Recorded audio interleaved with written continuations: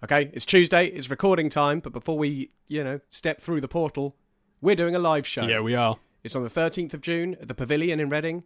We're showing Who Framed Roger Rabbit, and then we're going to do a live podcast so you can get involved and share all your theories and queries Talk to directly our faces. to our faces. It's going to be amazing. £3 a ticket as well, so I've heard. Yeah, £3 a ticket, Yep. so that's a good cheap cinema outing to see a film you already know is good. Exactly, no risk. Yeah, don't worry if you're not completely up to date, because it doesn't really matter. Or up to date at all. If this is the first time you've heard the show... Still come to a live show. It's going to be a good fun time. We're going to give a brief rundown of where we are, then we're going to watch it, and then we're going to talk about it anyway. And, that means that if you're thinking, but I've got a friend who really'd like to go, but they don't know anything about the podcast, bring them along anyway. They'll find out about it and fall deeply in love with it.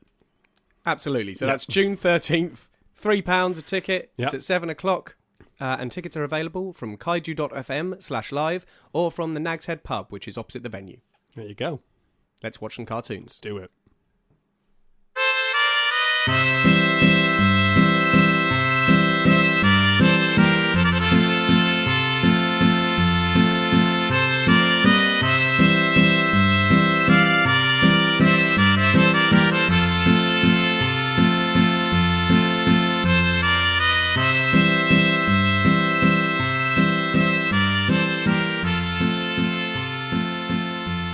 Hello and welcome back to the Space Jam Continuum, the show where we try to make a cohesive cinematic universe out of something that was never meant to be one. I'm Chris McLennan. I'm Carl Noble. And you're on your 23rd day. Oh, 33 days of big hands. That's a horrible noise. Listen to that. Like, This is what I have to put up with a lot. It's gone sticky. Like, the noise of the hands is very visible on Pro Tools there. Oh, wow. Like, it's a loud I'd just like to clarify when I said, it's gone all sticky. It's not because they're not clean. It's because the skin paint has rubbed off and latex has a tendency to stick to itself. True that. Also, it's 400,000 degrees. It is 400,000 Which is degrees outside. It's just ridiculous. Unpleasant. Yeah, I'm fairly certain it's on fire outside. All of That's outside. why we closed the curtains. Yeah, I didn't want to see it. I didn't want to see all the burning. No, but we're winter people, me and Cal. We're like a good 12 degrees. Like it's a perfect temperature. Perfect temperature for Don't a feel like I being. want to peel my skin off.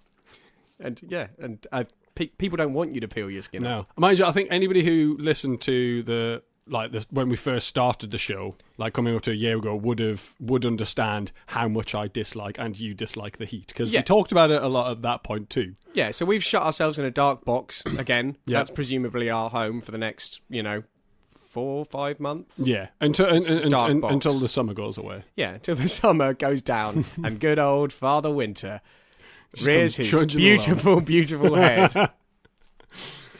Shall we watch some cartoons? I think it's probably a good idea. We were meant to get to this one last time, but we had some real thinkers. Yeah, we in did. The last episode. Yeah. So, I was amused by a comment about the Bat Boy on the Facebook.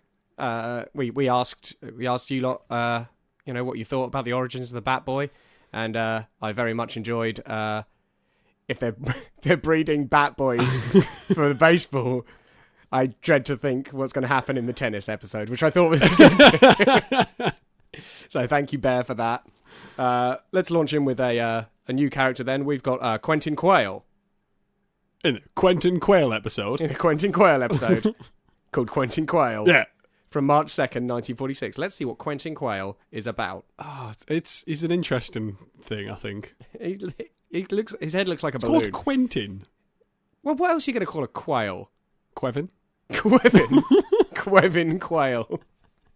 Let's watch Quevin Quayle in Quevin Quayle from March 2nd, 1946. All right.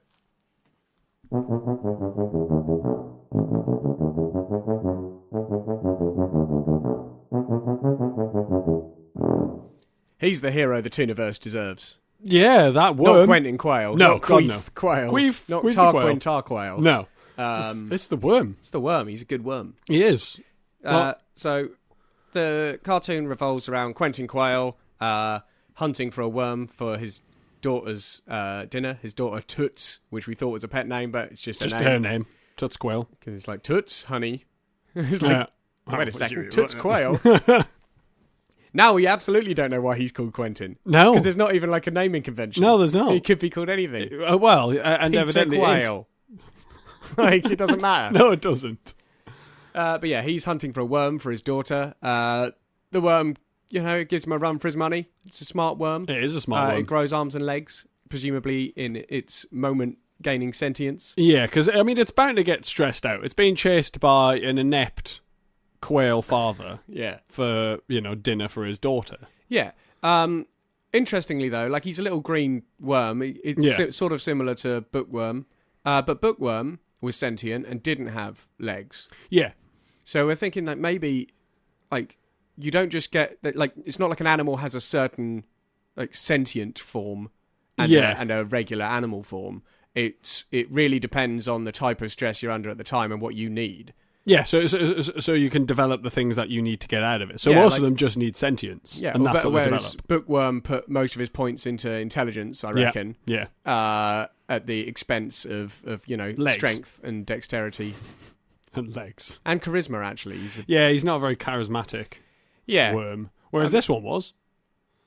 Yeah, he managed to essentially shapeshift his way out of being eaten. Yeah, because he looked like Frankie Sinatra. He did. I mean, he didn't look like Frankie Sinatra before, so maybe he didn't get legs. Maybe he got shape-shifting powers. Yeah, possibly. Because, like, sometimes he's wriggling around like a worm, and sometimes wriggling around like a worm, but he's got arms, and sometimes he's got arms and legs, and he's running about. And at the end, he just turns himself into a little Frank Sinatra worm. Yeah, which is really weird. They're really into Frank Sinatra in the Tooniverse. Like, they love do. him. They do love him. Like every other episode, it's like, oh, Frankie! Like, it's constant. What I did like was the moral compass on this worm, though. So, he launches the quail into the air, slams them through loads of branches on a tree, and then, as the quail's falling, puts a giant pin, which would impale... the quail. Yeah, impale the quail. And he then, just before it lands, takes it away and then comes back with a sign just saying, I'd have hated myself if I'd done it. Yeah. So it's like, he's absolutely the hero this Tooniverse needs. Yeah. It's not the one it's got. No, but it's the one he's got bugs. Yeah. Who, like, I'm really not sure about this point. He's not a hero at the moment, is he? Yeah, he's very, he's hit and miss. Bugs is very, at whatever cost. Yeah. Whereas, the worm doesn't want to become what he hates. Yeah, I mean, that seems fair. What I did find quite interesting, though, was to get the worm out of a hole at some point, Quentin decides to throw loads of pepper down and then says, when he comes up to sneeze, I'll whack him. Now, that means that the worm, he's assuming the worm has to come up out of the hole to sneeze. Yeah, but picture this. Okay. Right? You are... is that you're using your mental image faculties face? Right. Imagine this. You are in a sort of tubular hole of pretty much precisely your width. Yeah. And your head is the width of your body. So, your face like is right up against the edge of the hole. Yeah. A tube of flesh. You don't want to sneeze down there. It might help with lubrication, though. It would just come straight back all over you. Yeah, I mean, he seemed to wiggle about in that hole pretty well, though. That hole was already there before he went down it. He didn't make that hole. Oh, so that's a pre-existing hole. It's a pre-existing hole. Yeah. Okay. I'm thinking Quentin's just thinking that you can't sneeze underground. Why do you think he thinks that? Because he says, when he comes up to sneeze. Yeah, I know that. But, why? That's not why he thinks it. That's what he thinks. I couldn't possibly. Maybe it's just not possible to sneeze underground. I mean, I can't really recall, but I haven't really been looking for that specific thing. Okay, well, we'll note that down as something we need. Is it possible to sneeze underground in the Tooniverse? Yeah, so if you've been underground in the Tooniverse, yeah. Well, have you sneezed? Let's see if anyone's sneezed underground here. I've sneezed underground here, though. Okay, so you think it's a Tooniverse thing? Yeah, I mean, I know it's possible in our world to sneeze underground. Okay, and it's as easy as it is to sneeze above ground. It's easier than trying to sneeze underwater. Okay. Because you can, but it's that's the bit that gets you underwater, because you die. It's the bit before the sneeze. Yeah, it's the bit where you go, and you take a big breath in, you drown, no sneezing. No sneezing. Yeah. So no sneezing underwater, you're worried there might be a similar problem underground in the Tooniverse. In the Tooniverse, potentially. Okay. Yeah. That's good to know. There's some stuff going on with the clothes in this episode. Oh, yeah. Because there's a crow who catches the worm, and then... Quentin Quayle won't give it over, so they get into a bit of a rumble. Yeah, bit of a to-do. But he takes off his crow coat to reveal a stripy shirt, then rolls the stripy shirt up to reveal more crow coat. So I think we just happen to be seeing it at a point where looking like just the animal is actually in fashion. Yeah, so even though you've passed your trouser test and you're allowed to wear clothes... So he's put a shirt on, yeah, and then he's gone, it's a bit nippy out though, I'll put on my coat that looks like my normal crow body. I suppose it's because kind of like my hands. Because Quentin, also, he gets punched, sort of out of his feathers. Boxer shorts. And he's, naked with, like human sort of skin tone with boxer shorts. I'm thinking it's kind of like my gloves. Because if I take my gloves off, they look like human hands, kind of. Human big hands, yeah. And if I take them off, I've got normal human hands underneath. So maybe it's like that. Maybe the 33 Days of Big Hands challenge is more relevant to the Tooniverse than maybe we ever thought. Right? Yeah. Look at that. This is panned out. Yeah. It's just another one of those things that comes full circle, and we look like what we were doing maybe made some sense and we had a plan. Yeah, we were meant it all along. No, we didn't. We didn't. Should we crack on? Are you happy with... Yeah, I think I'm happy. I I don't really have much to say about it, but I did start thinking during this episode that I think all toons, regardless of their size, have the same strength. Yeah, it doesn't really seem to matter how big a thing is. They can still wallop something and it goes flying. Yeah. So that's just that's all I've really got to say about it. But it's I think that's another bit in our sort of toon science to think about. Yeah. Yeah. No. Because momentum clearly doesn't work the same way. No, but there again, we know their gravity doesn't work the same way. Well, exactly. I'm just saying, we need to. We'll get to a unified theory in the end. Eventually, we will do. But eat your heart out, Stephen Hawking. That's all I've got to say. I just think that's another science question we need to take a look at. But otherwise, I'm happy to move on. Okie doke. Well, it looks like we've got it's a Daffy Duck, Porky Pig, and Drunked Stork. Drunked Stork. Drunked Stork. Not Drunk Stork. No. Drunked Stork. Yeah. Is that his name? It looks like his name. It doesn't look like his name, wait, no. Because Stork has not got a capital S. No, it doesn't. Is it just a drunked stork? I don't know what drunked is. I mean, I guess it's just drunk, but... Yeah, or drunken. Well, let's find out. Okay.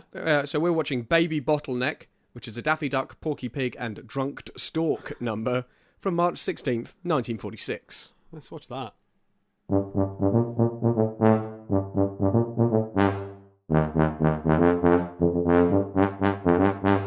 So, they're both in Africa now. It would seem that they are indeed both in Africa now. Oh, God, that end. A lot went on there. I don't know how I feel about a lot of it. What I do know is I love Daffy. Okay, well, that's remains just unchanged. Awesome. So, I mean... Basically, this revolves around some confusion at the baby delivery sort of service, the Storks, in a system that is similar to but legally distinct from Dumbo, whereby Porky Pig has been brought in to reorganise the Stork factory and try and rectify some of these confusions and problems, because the drunk Stork was only in it for a little bit. Yes. It was basically, I think he was the reason it was a problem. He'd been fired for some reason or kicked out. But he was drunk, basically, and nothing was going right. But some inexperienced help had been brought in. Yeah, seemingly definitely. Just whatever they had. What I don't think helped at all, and this was definitely a bit on Porky's behalf, was bringing Daffy Duck in to run the phones. Yeah, and Porky, with his massive stutter, was running air traffic control. It's no wonder it was all gone to... Yeah, I really don't understand how this happened, and it's not really covered in the episode. But basically, it's them trying to, just get this stuff done, because some things have had the wrong babies delivered. Quite a lot of things. Yeah, so, like a baby skunk to a mother goose. Yeah. A kitten to a mother duck. Yeah. Which, that in and itself raises some questions, which I'll get to when I've finished the rundown. Yeah. But basically, Porky and Daffy are trying to sort this out. They do a bad job of that, because a unmarked egg... turns up, and Porky needs to find out what's in the egg. Now, I'm not sure if he was trying to get Daffy to sit on it so it would become a duck. Yeah. So he'd just know, okay, it's a duck, we can send that out. Or if you needed Daffy to sit on it so it would hatch, so he could find out what it is, and then they re-egg it. Yeah, I think it was the latter. I think it was the latter. Because I'm pretty sure, because we've seen things lay eggs. Yeah. Right? Yeah, we've seen quite a lot of things lay eggs. But we've also had pretty firmly established here that this is how it works. They're delivered by a business.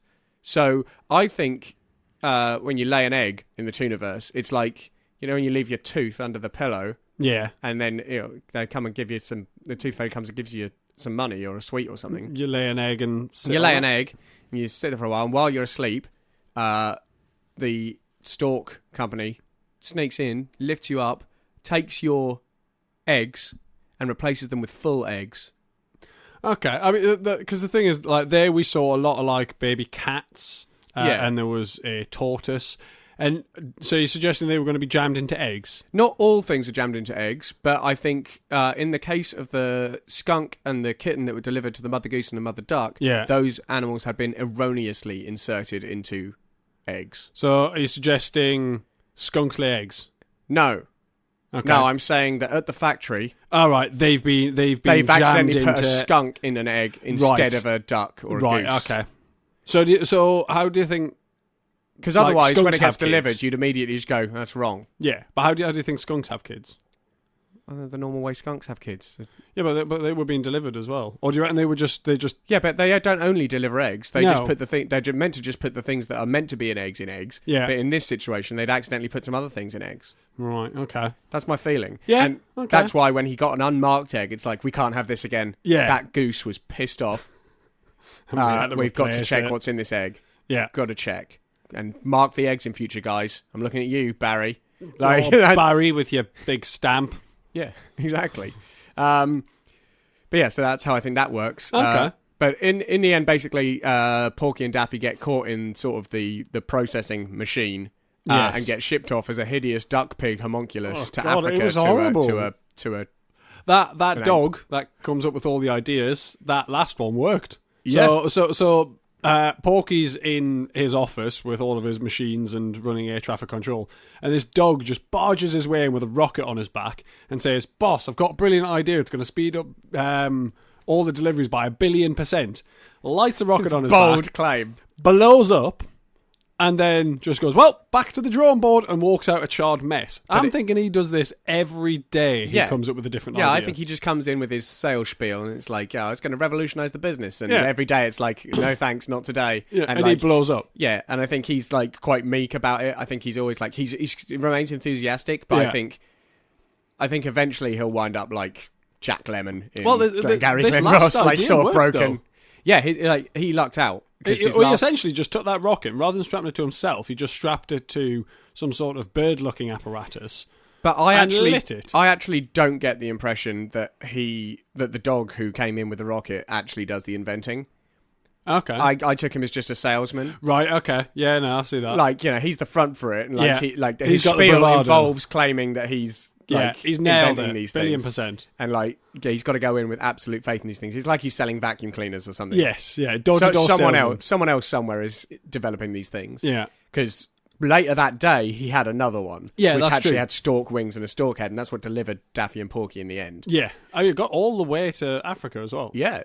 I mean, for a experimental aircraft, it's very impressive. Yeah. As a solution for delivering the correct animal babies to the correct animals worldwide, it was weak because it delivered a pig, duck, homunculus to an ape. Yeah, in Africa.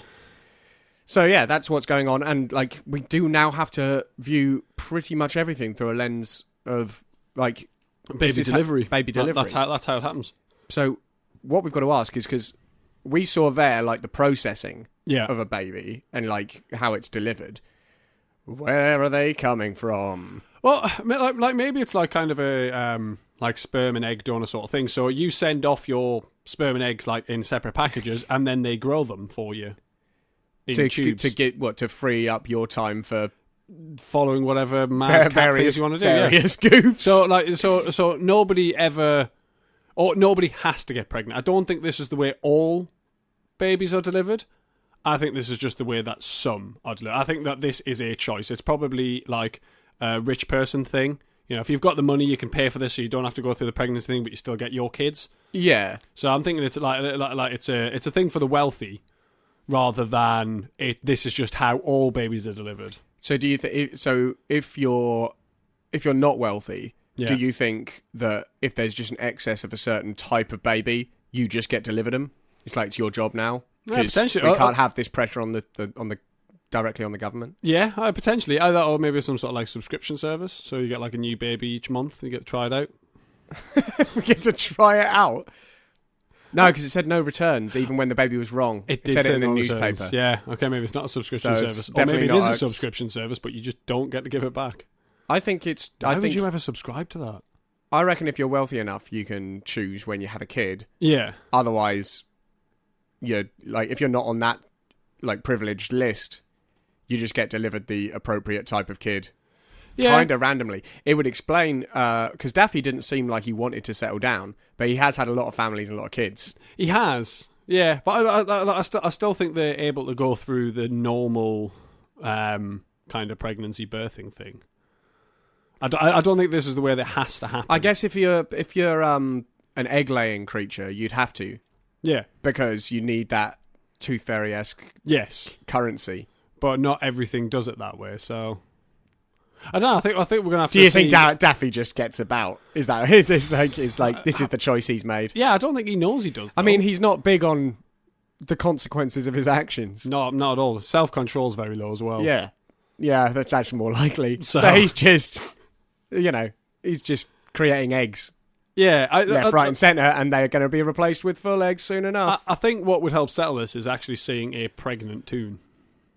That would give us a bit more to go off. Yeah, because I don't think we have. No, I don't think we we have seen a pregnant Toon. No, because we've seen like various duck-laying animals sitting on a nest of ducks, not ducks, but eggs, potentially containing ducks. Yeah, but yeah, and at some points definitely because we saw some of Daffy's kids hatch. Yeah, we did. But yeah, I don't know. We'll have to keep an eye out for pregnant Toons and just Toons in labour. Yeah, and sneaky storks coming in and swapping some stuff out. Yeah. Might be some background work. Yeah, although it not necessarily storks, because they had all kinds helping That's it. I saw very few storks doing I think that's because the drunk stork had been fired. So he's the only one doing it? No wonder he was drunk. I'd be drunk if I was the only one doing that to job. To be fair. I think he was drunk because something about the company getting all the credit, even though he does all the work. Oh, right. I'm sure that's what he said. Yeah. That seems reasonable. Anyway, we'll keep an eye out for sneaky storks. Shall we move on? I think we should. Okay. It's a Bugs and Elmer number called Hair Remover. Still rolling with that. Still love it, don't they? Still rolling with the old hair buns. What's this? Last cartoon directed by Frank Tashlin? That's not even a name I've picked up on. Frank Tashlin? Once it started getting a bit more diverse. I'm sure he only did like 2 or 3 of them, though. I'm sure he hasn't done many. It's interesting because it's like there's a few names from early on that I Bob remember. Clampett. But yeah, Bob Clampett and Leon Schlesinger. I remember those names. Classic names. But then now Bob McKimson, he was like he did the special the Bugs We Know and Love story. If you look down the list of the next episode after this one, he's been promoted. He's directing some stuff. First cartoon directed by. But let's hold off on that. Yeah, let's watch the last cartoon directed by Frank Tashlin. It's called Hair Remover. It's a Bugs Bunny and Elmer Fudd number from March 23rd, 1946. Let's get in amongst it. Let's do it.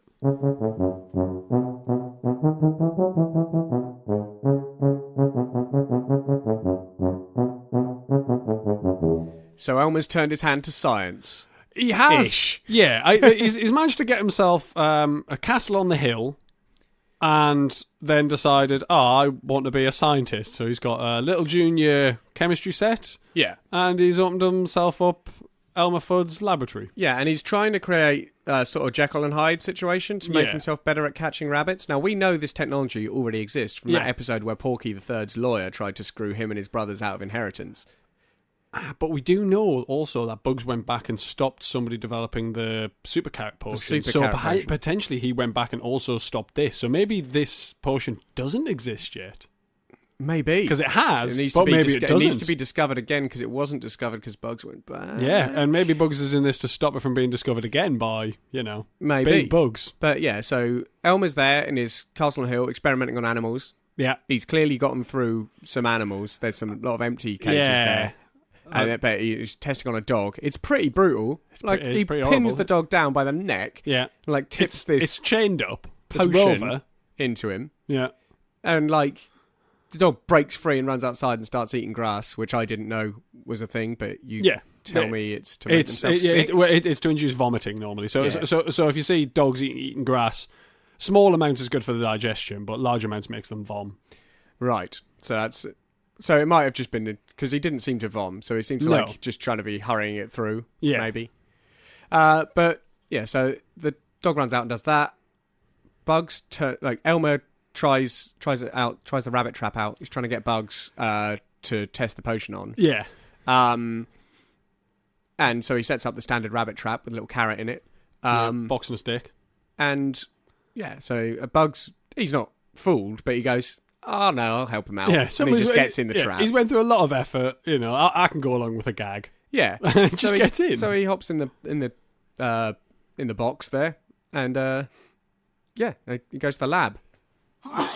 You quite all right there? No, I was sneezing. I'm quite all right now. Are you? But we're above ground. No data gathered. Not underwater. Haven't drowned. It's good. So he goes to the lab. He winds up feeding the potion to Elmer. I can't remember how. It happens. A lot happens. Yeah. So I've just realised there's a lot of events. Bugs ends up drinking the potion. Yeah. So he ends up getting forced the potion down. It does nothing. Yeah, it does nothing at all. Yeah, and then Elmer ends up drinking it somehow. I'm sure Bugs forces him to do it. Do you want to kill Mr. Bean? Yeah, I'm just going to kill the solar-powered Mr. Bean. It's that time in the episode where I get an annoying clicking sound in my ear, and it's solar-powered Mr. Bean. Yeah. Bear with me. So, well done. Elmer ends up drinking it. Elmer runs outside to go and eat grass, but on his way, he runs over the top of a bear. His hat falls off onto the bear. The bear then wanders into the laboratory, and Bugs is like, "Oh crap! It works!" And that's the first time we've seen genuine fear in Bugs's face. Because I think the reason is because he's realised that maybe he has managed to make the potion. Oh crap! What am I going to do now? So maybe that's why he was genuinely scared. Yeah. So, and it's all because the bear's wearing Elmer's hat. So he's like, "It's all right. I'll fix your old buddy." Jumps up onto his face. Wraps his legs around his neck and just starts talking at his face. Yeah. And goes, "I'll sort you out." Gives him a big old smooch. Runs off. And then just Bugs is straight into the chemistry set, which in a very sort of Doctor Who sort of way, it's just he's running there, he's just sort of gibbering and just doing stuff. Yeah. He's done this a million times before. I'm surprised he didn't talk about reversing the polarities. Yeah, or just pull some random levers. Yeah. But yeah, it was very Doctor Who-esque, and then he feeds the potion to the bear. Yeah. Bear does not like it. The bear doesn't like it at all. No. Starts spitting fire. Bugs makes good his sort of escape. Yeah. Then Elmer comes in and finds the bear eating a carrot. Yeah. Just knocking about the lab, just eating a carrot. And he's like, "Oh, Bugs, I'll buddy your pal." And he goes through exactly the same process. Yeah. He's like, I'll help you, Bugs. I'll help you out. And at that point, I was thinking they've got a very Professor X Magneto sort of relationship. Yeah. They're both very aware that within their own ethos, the other must be stopped. Yeah. But they are friends. But they are buddies. Yeah, and they're just old friends who just unfortunately have fallen on opposite sides of a hitherto unconfirmed, we war. We don't know which side which of them's on or what it is they're warring about. Well, I'm hoping we find out. Yeah. But I wouldn't be surprised if we don't. No, I wouldn't be surprised. Because there's a lot of stuff we don't find out, you and me. And if we do find out, I wouldn't be surprised to find out that Bugs is actually Magneto. Just Magneto. Yeah. Not the Magneto of the situation, it's just Magneto. I think he's probably the Magneto of the situation because Elmer is bald. Okay, I thought it was going to be more about how Bugs thinks that, everyone should be sort of free of the shackles of society, and that mutants, in the same way as mutants should be free to sort of do what they want and they're the future. But Elmer's bald. You're just going with Elmer's bald. Okay, that's fair enough. Yeah. So yeah, but it ended with Elmer realizing that the bear was just a bear. Yeah. And then he plays dead on the floor. The bear has a little go, but then gets bored and wanders off. At which point, Elmer sits up. hears some more roaring, lies back down again, and Bugs just jumps in the window and just starts pouring at him, just having a laugh. Yeah, just and that's it. It's a nice end. It's a nice ending to a Bugs and Elmer episode. Yeah, it's really good. It's just Bugs being a dick. So, like, that was insightful to that relationship. Now, I shared a little tidbit with you during the episode. You did. And the more I think about it, the more I think there's something going on with it. So, the tidbit is this, that Bugs Bunny munches on a carrot. It's an impersonation of Clark Gable in It Happened One Night, and that's why he munches on a carrot. Yeah. Now, these glimpses through the portal with Bugs eating a carrot all the time are largely responsible for everyone thinking that carrots are good food for rabbits and you should feed them carrots. Yeah, because I'd never really thought about it before until you mentioned it. And it's not they like them, but it's like going, humans like cake. Like, the human diet is cake. It's these cartoons are solely responsible pretty much for, like, a lot of, I guess, rabbit diabetes or whatever happens. I don't know. But interestingly, in this episode, Elmer literally turns to the portal and says, "Rabbits love carrots." Maybe he's got an agenda. Now, we know he doesn't think that. Yeah. Because he uses the carrot to identify Bugs Bunny specifically. Yes. When the bear munches the carrot, he's like, oh, it's Bugs Bunny. Yeah. And it's like, so he knows it's not the commonplace standard rabbit food. Yeah. So why does he want everyone on our side of the portal to believe that we should be feeding carrots to rabbits left, right, but he has said he hates all little grey rabbits. And he's willing to let all other colours of rabbit die. Yeah. Just to get be rid of they them. his side of the portal or ours. Yeah. Okay. Maybe he's concerned about a rabbit from our world going into their world and becoming more powerful. Maybe. But yeah, like I found that interesting because within one episode he definitely sort of contradicts himself because he can use it to identify a specific rabbit, but he also very much directly tells us we should be feeding rabbits carrots all the time. Yeah. They love them. Can't get enough of it. Wow. It's safe. Super safe. Don't worry about it. Don't worry about it. Eat the cake. Have them munch down. Eat the cake. Eat the cake. Eat the cake. Just eat it. So yeah, I thought that was interesting. Okay. No, I like it. Yeah. So like he's got some sort of he definitely has agenda as rabbit killing agenda. Yeah. Shall we take a look in the Porky Piggy Bank briefly? I think it's probably a good idea. Yeah. All right.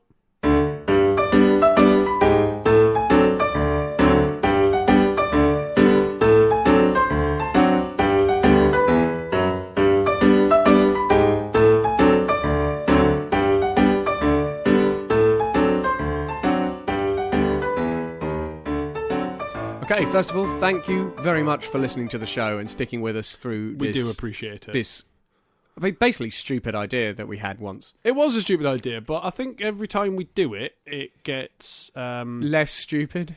Yeah, or it just extends out the stupid, which means as a concentration thing, it's actually less. Yeah.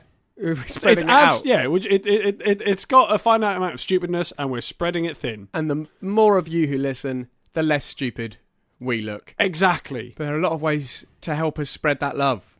Got to spread that toon love. The big one is, please, if you listen on iTunes, and I know full well that it's the second most popular download medium now. We know. We've got stats. We look at them. If you listen on iTunes, please just take a minute of your time and give us a review. Yeah, it really helps with our visibility massively. Because currently we show on there as just not having enough reviews to show a rating. Yeah. And as soon as you cross that line, you know, it's a big help. Yeah. Because when you're looking through random podcasts that you might want to do, it's got a little star rating next to it. And you go, oh, that sounds good. Like if you organise your podcast through star ratings, if ours has one, it'll show up. Yeah. If it doesn't have one, it won't. Yeah, so please help us out if you listen on iTunes. Or if you don't, whatever you listen on, if it's got a review or rating system, please give us a rating. Just bang it in there. There's other ways of helping. It's just tell people about the show. Yeah. Go out there, look them directly in the eye and say, the Space Jam Continuum. And walk off. Just walk off. You can get involved in the conversation on the Twitter or Facebook. Yep. We're at TSJ Community on Twitter, and on Facebook, if you just search the Space Jam Community, you'll find the group. Yeah. We try to get at least a couple of little questions up every week, and if you've got theories, please chuck them over because it's gets the conversation going. And we're always happy to help try and answer any questions you might have based on the Tooniverse. Yeah, and if you think we're just wrong about something, then chime in. It's fine. We can take it. We're grown-ups. Yeah, we're big people, so we can take a ribbon. Please get involved in the chat. Otherwise, if you like the show, please consider donating to the Patreon. Yeah. It's over at kaiju.fm. You can click support us. And support all the great shows that are on Kaiju. And for as little as $1 a month, which is, it's like 25 cents an episode if you just listen to us. And there's us, there's the Prestige, there's Law Masters, and you've got a new project coming up, haven't you? Yeah. So me and Mike, we're doing a program called By the Mash Tun, which is a brewing podcast where we brew a beer. And during the mashing phase, we talk about the recipe, we talk about things that happen in the brewing world, and then we also try some commercial styles of the beer that we're brewing and do little reviews of it. Yeah, so get involved with that. Like the family is growing. It is. The Kaiju family. Also, we just did a little cameo on Law Masters. Yeah. So tune into, I think it's the one that's coming out this week. Yeah, and see if you can pick our voices out. Pick out our good voices. Yeah. I wonder who that was. I know who that was. Apart from that, thanks for listening, and keep doing it. Yeah, just keep using those ears. That's what they're there for. Let's watch another cartoon. Go on, then stop. Yeah, then we'll stop doing the things.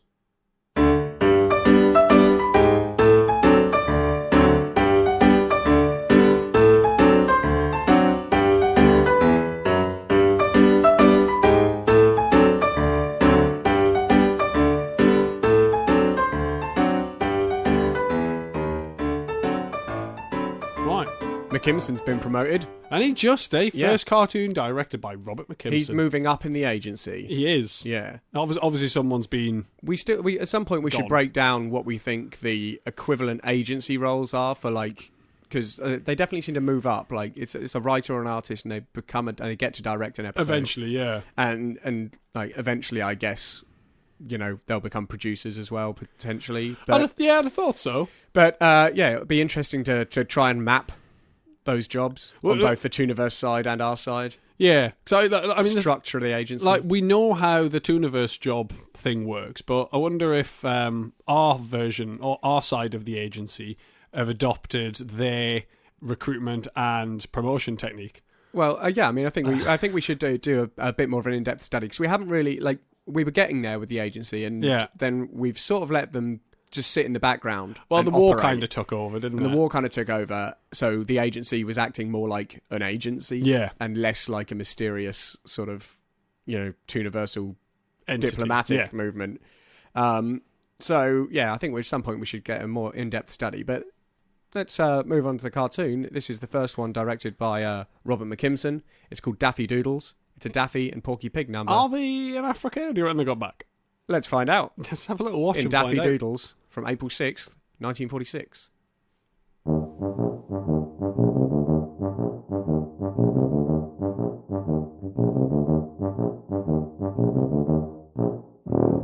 Okay, here's the skinny.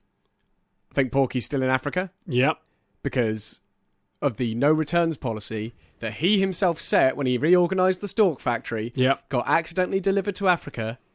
Then the gorilla who he was delivered to in the homunculus form with Daffy called up and said there's been a problem, and whoever was left in charge at the factory said, sorry, no returns, and they were stuck in Africa. Now Daffy can fly, so Daffy just goes, okay, see ya. And just does one. Not only can he fly, he can travel in lightning form, he can travel in water somehow. So Daffy just fucks off. Yeah, he's just like, drop out. And Daffy's back in the States. Yeah. In New York, it would seem. They said an eastern city, it was a US city, where seemingly Porky is a policeman. Now, it's only 3 weeks since they were stranded in Africa. Yes. I don't think Porky's made it back. No, I don't think it is. I think that's one of the Porky lookalikes from Porkytopia. I think it's just got a gainful employment. Because since that state was dismantled, there was a lot of Porky lookalikes looking for work. This one was probably the cop from the Nazi spy episode. Yeah. He's now just a cop in New York. He just went, I've got the outfit. And he has been tasked with catching whoever is drawing moustaches on all the adverts and the people. Yeah. it's Daffy. Of course it Because is. he's returned home and gone, I could get a job. Or I could get up to hijinks. Or I could and he get gets up up to to some hijinks. So he gets up to some goofs. And he is relentlessly pursued by, a Porky pig. Yeah. Yeah. And like it just goes on, just like great chase scene all the way through. Daffy's mustache painting skills are on point. Like he can paint them in mid-air so that people run into them. Yeah. Which is amazing. He's a talented duck. Yeah, he's got stencils. He uses some high roped access to like paint on the high billboards. How was his rope access? Bad. But it's Daffy Duck, so I think he's probably okay. And he is motorbiking. That's pretty good. Yeah, that was just up on a roof like it's Mario Odyssey. He did save Porky's life. Didn't let him drop off the roof. Yeah. Like, he's not looking to kill anyone. No. Just But wants someone to have a he moustache. doesn't. Like, Daffy, as yet, has no on-screen kills. Yeah, I think that's true. Which is, again, not the way we expected it to go. No. But basically, he's pursued by Porky around the town. In the end, he winds up in court for his crimes. And the jury is 12 identically moustached men. Now, that suggests to me that Daffy has really some sway, Yeah. like, legally. He's fixed that jury. Yeah, I mean, or someone's helped him out. Yeah. Like, presumably someone shady from the agency. Gone, no, we can't have Daffy in prison. No. You can't send him up to sing. Yeah, exactly. You just can't do it. No. But, I mean, because they didn't look like they'd had the moustaches drawn on by Daffy. They look like 12 happily mustachioed men who thinks what Daffy's been up to was great. So they were like, not guilty. Yeah. So they were all, not guilty. And he promised never to draw a moustache again because he's doing beards He's now. doing beards. And then he puts a beard on the judge. End scene. and scene. But yeah, it's interesting. Like, why? I mean, I get why they wouldn't want Daffy to go down, but like, it was very obvious that the jury had been fixed. Yeah, but like, they were identical men. Yeah, but if you're living in a world where people can't tell the difference between different things, as far as they know, they weren't identical. They look complete. Are you saying it's creeping out and now we can't tell the difference between things? Potentially, yeah. Oh God, like, maybe that will make future episodes difficult. If you're watching along while we're talking about it, and they were different human beings, they weren't all just the same. Please let us know so that we know it's just us seeing them all as exactly the tired same. eyes. Yeah, because that is entirely possible that they were different, and yet my brain just went, "Yep, they're all the same." Moving on. We both did it, but then we've both been watching Looney Tunes for exactly the same amount of time. Exactly. So, yeah.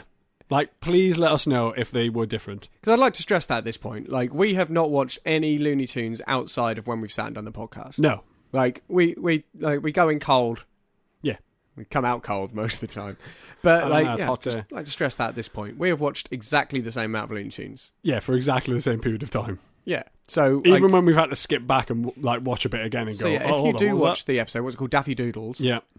Please, if the jury are not all identical men, please do tell us. Just so we know. We might have to start doing something to sort out this problem. Maybe watch the cartoons with an eye patch on one eye, and then when we start to see all the same, we switch it over. And then we've got a fresh eye. So kind of like if you're out walking at night and cars are going past, you always close one eye just so you don't spoil your night vision. Yeah. Yeah. Yeah, so we just don't want to spoil our regular vision by extended exposure to the portal. So maybe we need to start wearing an eye patch over one eye when we watch these cartoons. Maybe.